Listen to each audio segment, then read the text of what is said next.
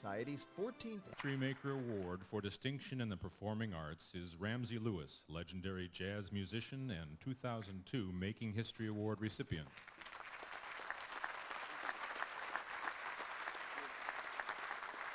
Thank you. Thank you so much. It's an honor to be here in honor of such a great musician, Franz Jackson. Chicago has been very kind to those of us that chose to stay here. Many musicians see the lure of New York City, LA, and they leave, not knowing that there's a lot of love and warmth right here in our hometown. I can witness that.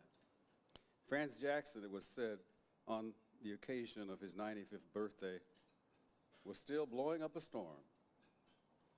Unquestionably, he was an iconic figure, a much celebrated treasure, who took us back to a bygone era in Chicago's jazz history. You weren't here, but Chicago was very important to the evolution of this great music we call jazz. New Orleans, Memphis, Kansas City, New York. But without Chicago, jazz would not be what we know it as today. Without Franz Jackson. A native of Rock Island, he was a classic Chicago jazz saxophonist and clarinetist, one of the sole survivors of the pre-swing era. Few musicians, said the Chicago Tribune, express the sheer joy and optimism of vintage jazz as Franz Jackson.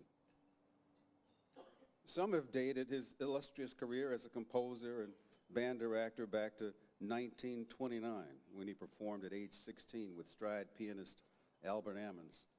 And Albert Ammons wasn't easy to keep up with. He also played the boogie woogie. He was known for that mean left hand, and it took an accomplished musician to keep up with Albert Ammons. Franz Jackson did, and more. Over the next 20 years, he performed with jazz giants, among them the great Cab Calloway, Carol Dickerson, Roy Eldridge, Fletcher Henderson, Earl Father Hines, Fats Waller. Now, these gentlemen were and are still respected as the cream of the crop. They only would perform with the best. They were known from time to time to pull a young fellow off to the side of the stage and said, "Son, go back home and practice, come back later." So for Franz Jackson to keep company with these kind of people and carry on with his illustrious career, he was one of them. During the 1950s, returning to Chicago from Europe, he formed a band known as the Original Jazz All-Stars, performing for 10 years at the Red Arrow nightclub in Stickney. Other local places he played included Andy's, Dick's Last Resort, Joe's Bebop Cafe, the Green Mill, Pops for Champagne, places where he probably was the oldest musician at that time playing there. But because he connected with the audience, because he played with such warmth, but don't be fooled by that. Technically, he was proficient. His band then toured American military installations in Vietnam, East Asia. He also formed a record label known as Pinnacle. Ahead of his time? You better believe it. He also appeared all over town, the Chicago Cultural Center, Chicago History Museum, Chicago Jazz Festivals, the Jazz Institute of Chicago, the Ileana Club of Traditional Jazz. Studs Terkel, also the recipient of a History Maker Award, interviewed him for the Steppenwolf Theater series on improvised music. And who better to speak out on how to improvise on a theme than Franz Jackson. He played a dinner honoring the King of Sweden. I just happened to be there that evening. You see, the King of Sweden loves jazz, but he's very particular, so I was honored to be asked to appear that night. And when I got there, who should be on stage, tearing the place up, and the King of Sweden, almost losing his cool, couldn't help himself because Fran was just laying down a mean beat. He's also appeared at a jazz series sponsored by the Tel Aviv Museum, and with Garrison Keillor on the much-loved Prairie Home Companion.